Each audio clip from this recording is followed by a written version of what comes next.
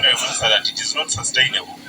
So among the things, I'm jumping to security, I will talk about it later, but if there is anything you should help us, is to lobby to have enough police deployment up country. Musei said it, 18 per sub county, but we don't even have 2 per sub county. And this is pushing UPDF to do really police work. And very long attack, but minister, Chere get lucky attack when a cabinet where Kitano president Wajoni, sub county do you, Umir Kubet, police a parapor, and to go bed warrior, when Muno Ben Petit, who can pay. So your minister again which is lucky, where he can go bed when you go teach police. Where would it I also want to thank everybody here because personally, as an individual, your land has blessed me.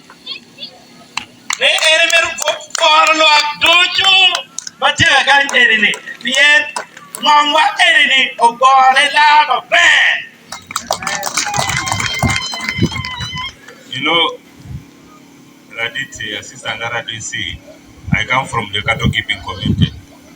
When you shift to a place like Paimol and your cows multiply as they give birth, and maybe you had shifted to another place, different one, and your cows had died there, you keep throughout your life praising the place where your cows multiplied. I came here as a brigadier general, now I'm a major general, so I keep praising this land. This is a blessed land. And if I am attacked, yet any better, you keep John McQuire and Quadia. What key? I say, you die, we tear him off. Take care of your band. Yabba recovered our cherry, we tear him off. Yam don't talk, I couldn't say, I'm chairman, take a very yearly. Chairman, you work on a form of band with her. So, well, Karma, any bureaucrat, no end brigadier general. And to Kobe di Chari, Mama Enemy, Wabo, Olago, and Idago, Major General. And anyone for And I want to promise you here that all your commanders who have done well in this area will all be promoted. Mary, what for do you want the man of it? Little Dilomon, you better teach Kanyo, but Turkey. In when one of no, from my yellow madam. You just wait. You want to go now, be with me. I want to thank the Honorable Minister and your husband for inviting us not only to just enter the house but to dine with you and to have a happy moment during this festive season. Mary, go for my deep board minister, get it up there, make a low, when he nam pit penny, now, what he not could look on any character, make a raman. We don't take it for granted. Pay what to pay what I look metal. Because we know that people who gather and eat together and converse together, they stay together. I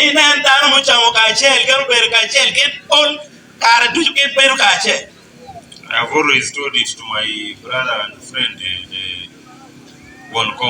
the chairman 5.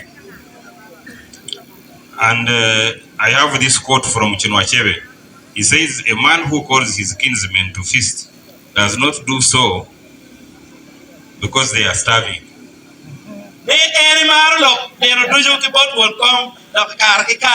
It's a more can any meal quotation money, no kin money, make a joy, machine a shebe or yo joy. Ma, what you need? Not ma.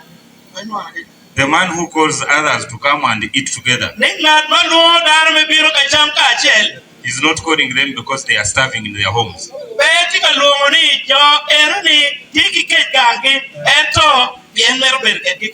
He knows that they have their own food. When we gather together in the moonlight village ground, it's not because we cannot see the moon from our compounds.